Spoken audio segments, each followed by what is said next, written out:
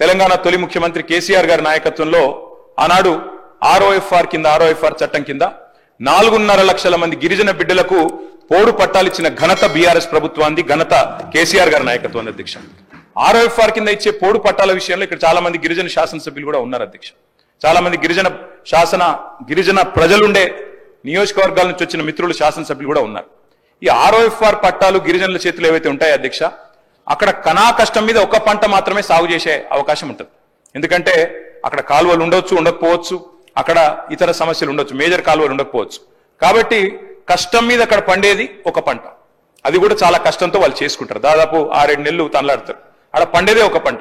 అంటే ఇప్పుడు మంత్రి గారు చెప్పిన లెక్క ప్రకారం ఈ గిరిజన బిడ్డలు ఎవరైతే మేము గతంలో పోడు భూముల పట్టాలు ఇచ్చినామో, ఎవరికైతే మేము 4.5 లక్షల ఎకరాలు పట్టా ఇచ్చినామో వారికి మరి ఈ రెండవ విడత వారు రైతు బంధు ఇవ్వరా? మంత్రి గారు దయచేసి తప్పకుండా గిరిజనుల తరపున అడుగుతా ఉన్నాం, సమాధానం చెప్పాలి.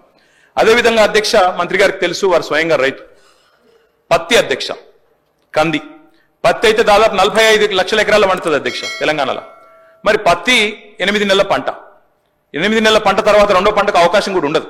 అంటే ఇప్పుడు మంత్రి గారు చెప్పిన లెక్క ప్రకారం మరి పత్తి రైతుకు 45 లక్షల ఎకరాల్లో సాగు చేసే పత్తి రైతుకు ఒకటే పంటకి ఇస్తామన్నట్టుగా ఉన్నది. ఈ విషయంలో కూడా వారు మా సందేహం నివృత్తి చేయాలి. ఒకటే పంటకి ఇస్తారా, 2 పంటలకు ఇస్తారా? కంది కూడా సేమ్ అధ్యక్ష. మీ వికారాబాద్ జిల్లాలో కూడా కంది విస్తృతంగా పండిస్తారు, అది కూడా 7-8 నెలలు. అదే నన్ను చెప్పనండి మంత్రి గారితో విజ్ఞప్తి. ఇంకో రకంగా వెళ్ళొద్దు. ఇది కేవలం మేమేమీ చెప్పలేదు, గత ప్రభుత్వంలో జరిగినటువంటి విధి విధానాలను మేము ముందుంచాము. మరి ఒక పంటకి ఇస్తారా, 2 పంటలకు ఇస్తారా? మంత్రి గారు తమ సమాధానంలో ప్రభుత్వ విధానం ఏందో చెప్పాలి.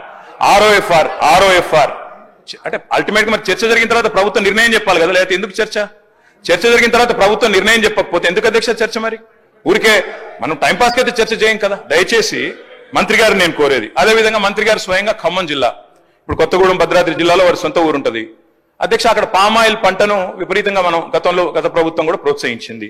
మరి పామాయిల్ కానీ, మామిడి తోటలు కానీ, హార్టికల్చర్ కానీ వారికి మీరు రేపు రైతు భరోసా ఇస్తారా? హార్టికల్చర్ రైతులకు ఇవ్వరా?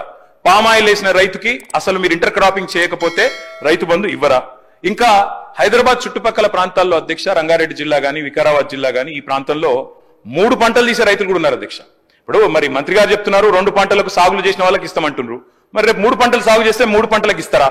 ఎందుకంటే రైతులు కూడా తెలివైన వాళ్ళు అధ్యక్ష. దబ్బన సాగు చేస్తేనే ఇస్తాం, మేము పంటలు వేస్తేనే ఇస్తామంటే 3 పంటలు ఇస్తానికి కూడా రైతులు సిద్ధంగా ఉన్నారు, ఇప్పటికే చేస్తున్నారు.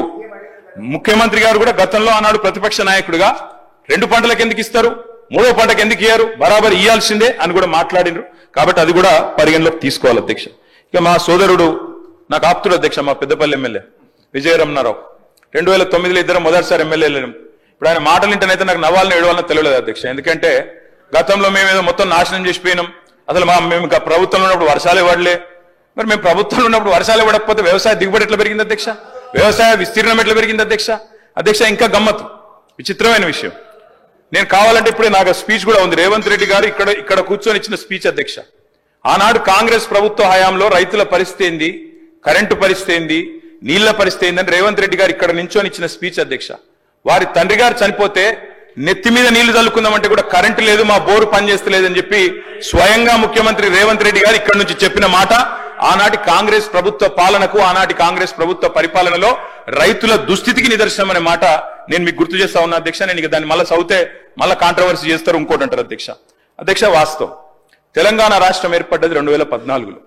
14కు ముందు నేను ఒక్కరిని నిందిస్తలేను అధ్యక్ష. ఆనాడు వెంకటరెడ్డి గారినో లేదా ఇంకోరినో నిందించట్లేదు, కేవలం ఆనాటి పరిస్థితులు మాత్రం చెప్పే ప్రయత్నం చేస్తా ఉన్నాం అధ్యక్ష. ఉమ్మడి రాష్ట్రంలో ఎద్దు ఏడ్చింది, తప్పకుండా వ్యవసాయము ఏడ్చింది. ఎద్దు ఏడ్చిన వ్యవసాయం బాగుండదంటారు. నిజంగా కూడా ఆనాడు చాలా దారుణమైన పరిస్థితి ఉండేది అధ్యక్ష. సాగు సంక్షోభంలో మునిగింది, అన్నదాత వెన్ను విరిగిన మాట వాస్తవం. దానికి నా దగ్గర లెక్కలతో సహా, NCRB లెక్కలతో సహా ఉన్నాయి అధ్యక్ష.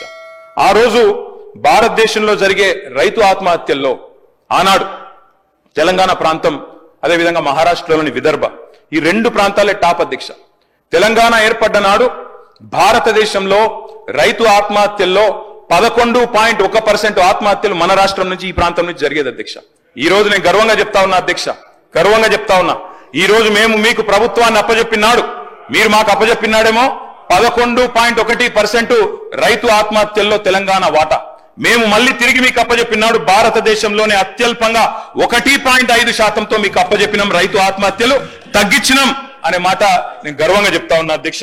దానికి కూడా ప్రామాణికం రేవంత్ రెడ్డి గారు అధ్యక్ష.